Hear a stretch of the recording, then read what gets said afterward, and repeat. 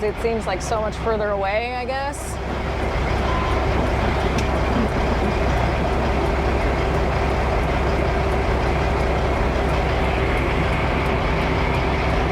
It's probably not. It's just probably a trick of the eye.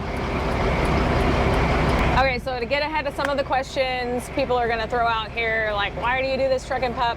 So the way our bridge laws work, my truck is good for 33 tons.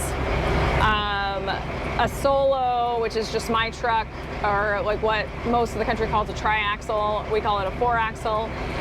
It's only really good for 15 tons, 14 and a half, 15 tons legally.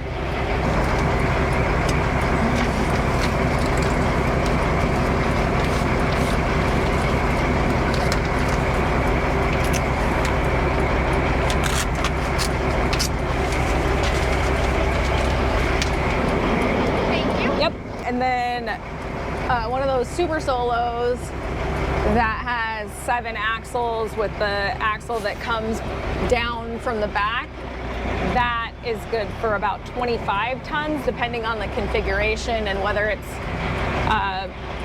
like heavy, or there's a little bit longer one that they make that is good for 82,000 gross.